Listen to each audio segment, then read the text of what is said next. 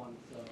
I think so, and we had the same analysis. So I think against City you'll have, it's two top teams going against each other, so you'll have positive momentum and negative momentum at times, and that's what you need to accept, and you need to be comfortable in all those phases. I think agreeing with you, because we have, I think I have to watch it back, but the first half momentum maybe is 50-50, it shifts back and forth. Second half we have longer spells, bigger spells, and when you have momentum, that's really important, that when you have momentum, you need to capitalize, and that's where the ruthlessness comes in. Because if you don't, then you always know opposition stays in the game. We saw that against Villa. So that's something we'll look at. So momentum is really, really big in football, I think, from a psychology perspective, but also football and tactical perspective. So definitely agree with that. We spoke with staff and players about that after the game, and definitely something to look at. But it's easier said than done, and I think there's positive things in the game, like I said. It was just about that when we have momentum, is the pass before the final pass, do we have quality there? Do we arrive in the right spaces? Is the assist where we want it to be?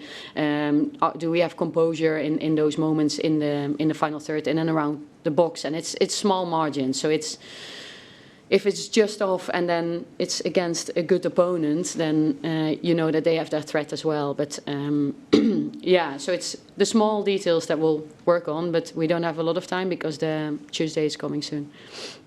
Emma. Hey, Renee. Hey. Unfortunately, 7 points obviously dropped in the last 3 games. I know it's really early days in terms of the league, but it is also a small league. And I know you asked this question earlier in the week, but is that a really damaging result in terms of the title race? It's not. We are very disappointed with the results, and we were disappointed with the United and Villa results as well, because we know that, like you say, the league is quite small, but we've decided as a team that we wanted to be consistently consistent. Then you still know that you can't take away your opposition, because there's some really good teams in this league that in different ways make it really hard for you. But whatever, anything that's within our control, we want to try and control. But of course we're disappointed. We always go for 3 points when we start a game. Do you sort of rely a little bit, I suppose, on kind of your rivals sort of slipping up a little bit now, because Chelsea last season dropped 7 points? Yeah, no, we can't. I don't think about that, and that's all happening outside of our control. We want to look at how we get our wins over the line, and the next one is Tuesday in Champions League, and then after that we'll play Brighton. So that's all we can control. So that's what we'll focus on. I guess like a good sign is that you've been under pressure before, and just naturally, given obviously that winning 3 in the double, will be a little bit more pressure going into that next game. I suppose that's positive that you've been able to deal with that pressure in the past.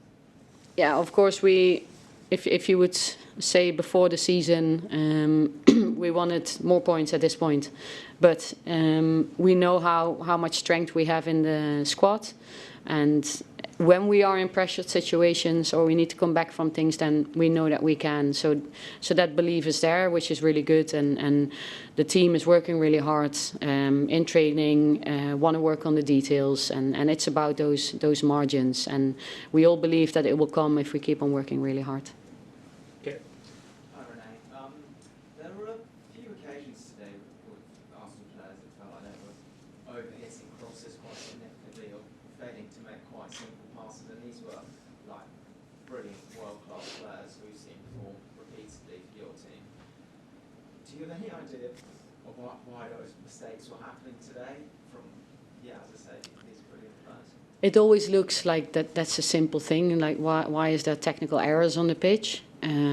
But I think, like you say, they're quality players. There's so much going into football actions, so it's a cocktail of things. So it's not only why can't you pass that ball, or why is there's a cocktail of several factors going into players' decision making and all those things, and then execution. So, but of course we'll look at it, but we have the belief that we definitely can connect passes and connect crosses.